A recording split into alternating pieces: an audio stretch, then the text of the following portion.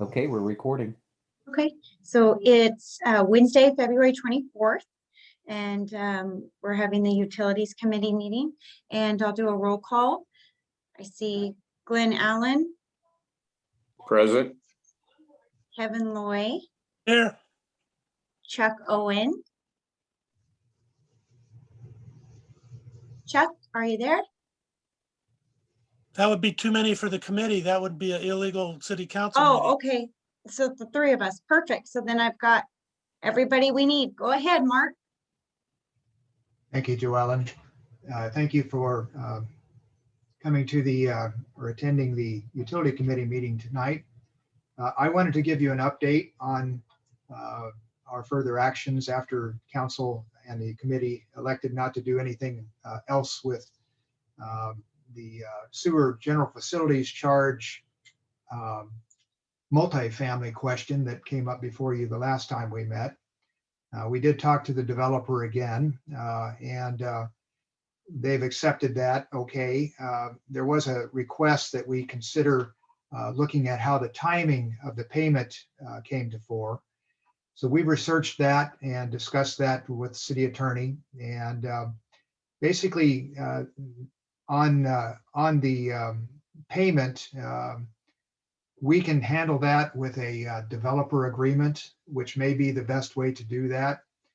That would potentially give the developer some relief on having to come up with all of the general facilities charges for a multifamily unit, which can run into the hundreds of thousands of dollars at the time of permit issuance, and then time it more with either phases as, so take the instance of a multi-family, multi-floor development.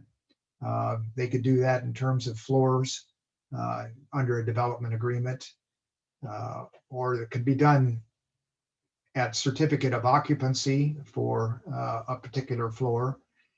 That's common for that to be done that way on the larger developments. They will do a floor or a part of the facility at a time, get a temporary CO so that they can go ahead and start generating revenues for that part of the project.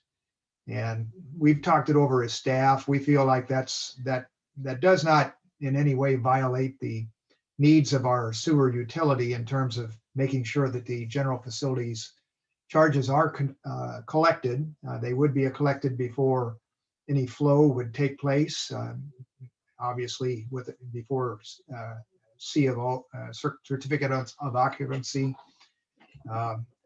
So there's no issues we see in terms of the financial plan part of the thing. And since it is a change from what we do with single family, most of the time, the developer agreement appears to be the way to handle that. A developer agreement, if they choose to pursue that route, would come to the council for approval. So you would see that before any of those actually were finalized. And I just wanted to bring that to the committee's attention and see if that sounded reasonable to you. We can tell the developers that's something that we would certainly consider as they move forward with their projects. I'll give you for instance, there's one 72 unit development that we're looking at that also has commercial involved in it as the bottom floor because of the zone that they're in. Due to the times that we're living in, commercial basically is not likely to be used anytime in the near future. So if they had to pay at time of building permit issuance for all 72 apartment uses, as well as the commercial, there would be well over $650,000 in charges that would have to be paid at the time of the building permit.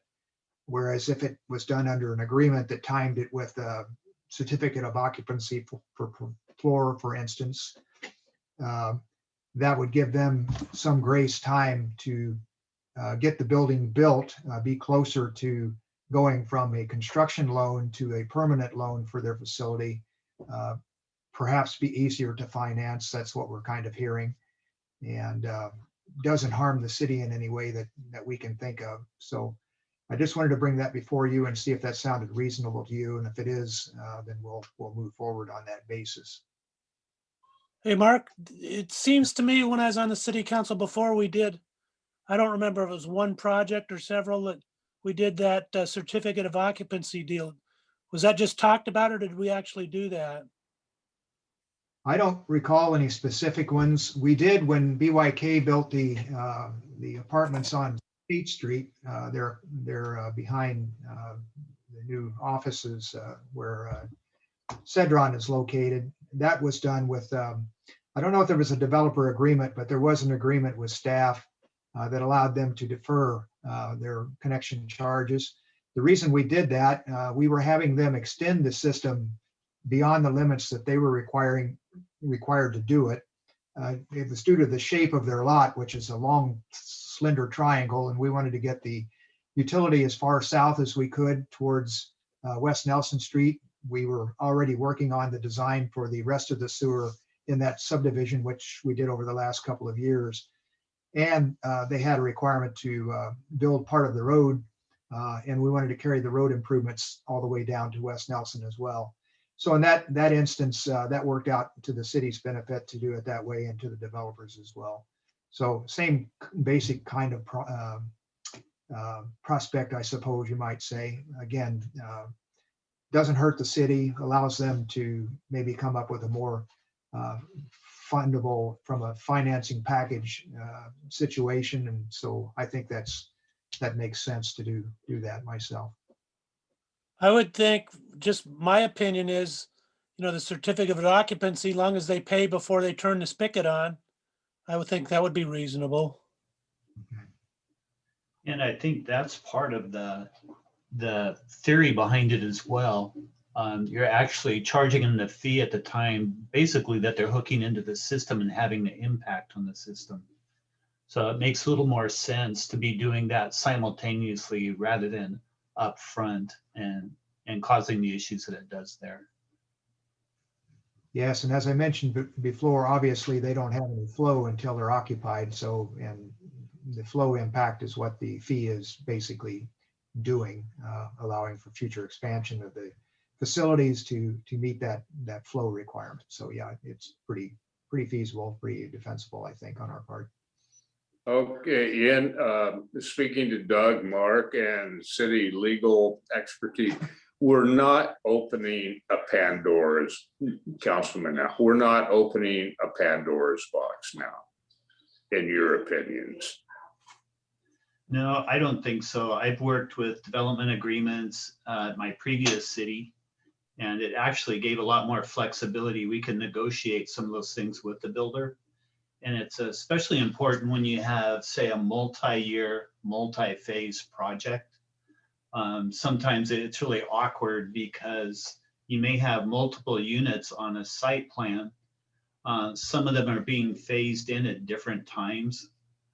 So sometimes it doesn't make sense to charge them everything right up front when they may not be getting to phase 2 or phase 3 for 2 or 3 years. So I think it's what we can do to kind of help out developers try to get their projects in. There is an RCW out there. It's RCW 36, and it talks about developer agreements, and it specifically addresses the flexibility it gives you on the payment of impact fees. So it's a very common thing out there. We have the legislative support for it.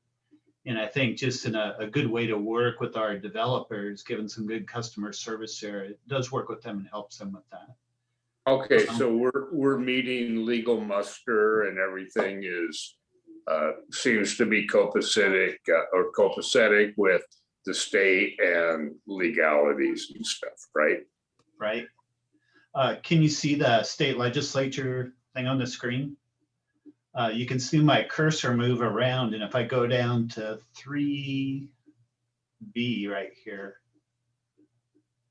that section talks about the amount and payment of impact fees imposed. That's part of that.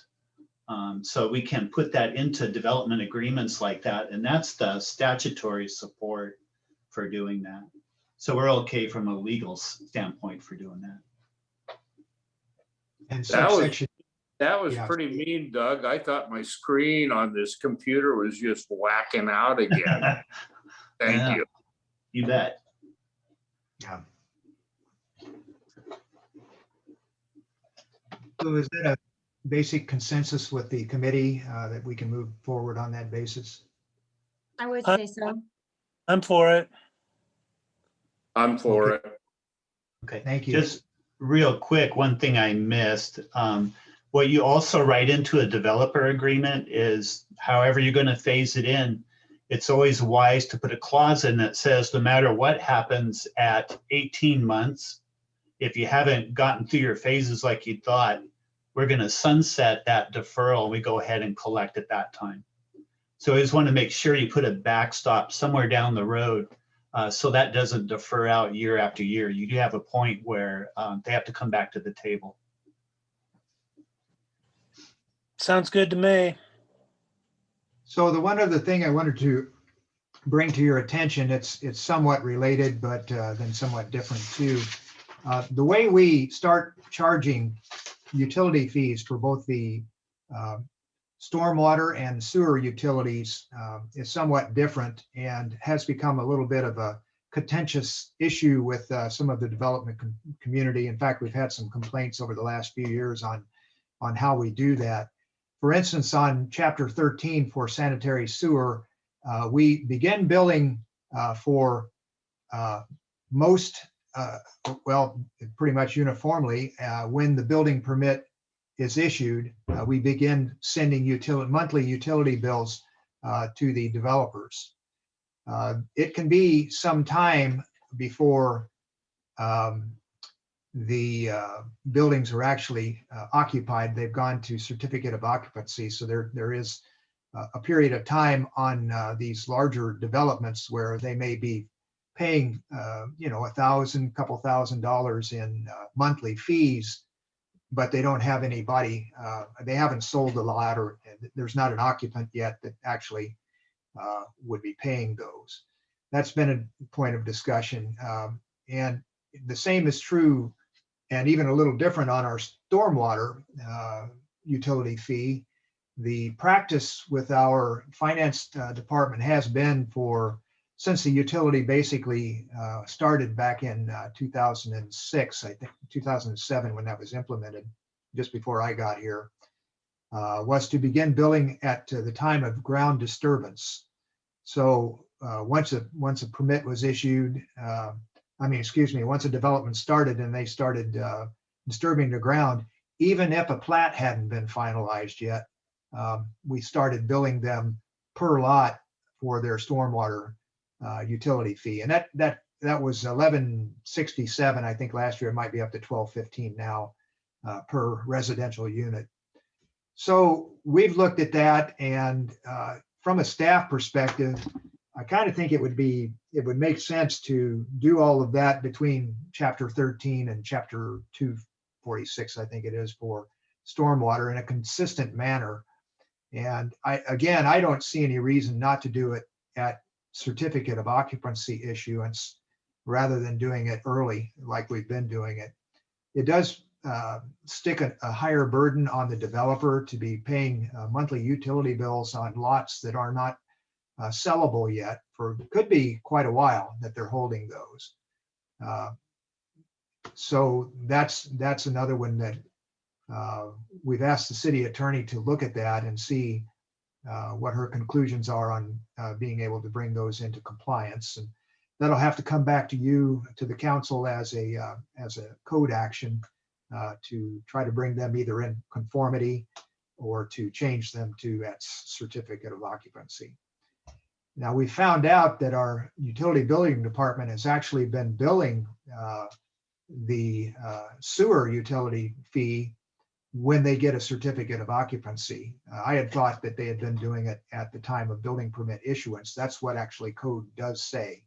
But they actually wait until they get the CO. And the reason for doing that is they know that the sewer is actually connected, because there is a wording in Chapter 13 that also mentioned actually connected to the system. And at building permit issuance, that's generally not taken place yet. That usually happens closer to the certificate of occupancy. So I just wanted to put that before you and let you know we're looking at that and to see if that sounded reasonable to you as well. It's kind of in line with what we talked about on the GFCs. You know, I'd like to keep the two subjects separate, the sewer hookup and then the billing. Keep those separate, even though I have no objection to what you just said, but keep them, separate subjects before the city council. So deal with one and then deal with the other. They certainly will be, because Nikki will have to spend some time doing some research on that. We'll actually need to produce a code revision, at least on chapter 2 for stormwater, if we do make a change on that. And so that'll take the usual process, a couple of readings and all of the rest of that. We are still forging ahead right now under our existing policy and code, and we'll continue to do that until such point that the council did enact a change, if you choose to do so. Yeah, when you get too many things going, it kind of gets convoluted, but if you keep those two subjects separate, they can't get cross-threaded. Yep, I agree with that. Yeah, it's a good idea, Kevin. I know the stormwater fee change, that would be an ordinance, like Mark said.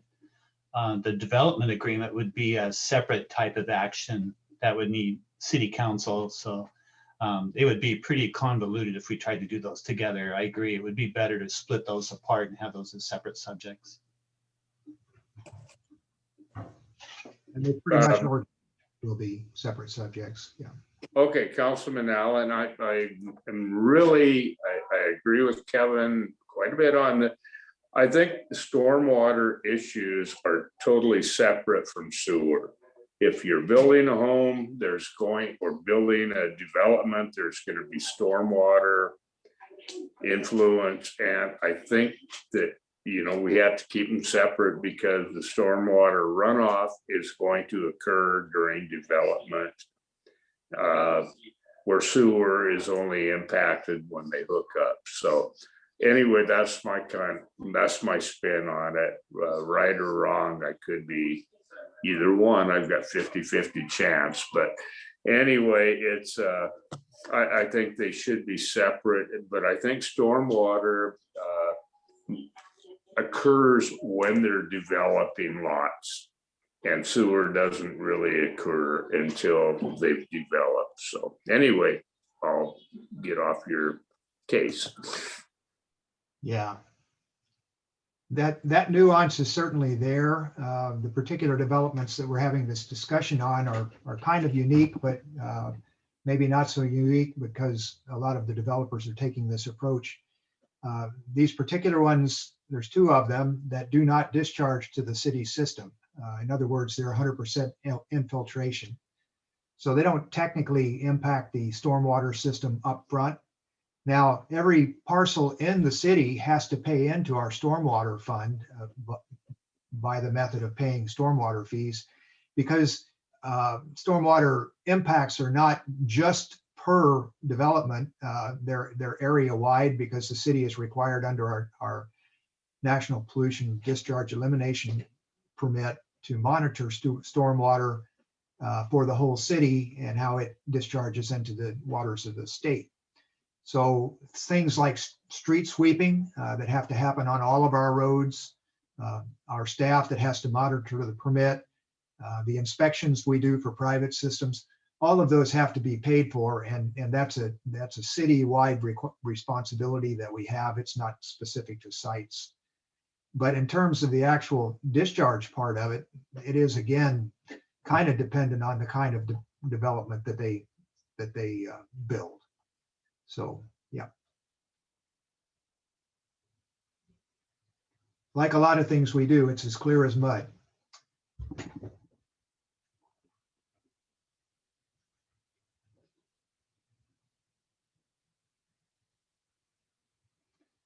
Well, I just wanted to mention that to you, that we're doing that process. That'll come back to you again, as we said, in the form of a proposed ordinance.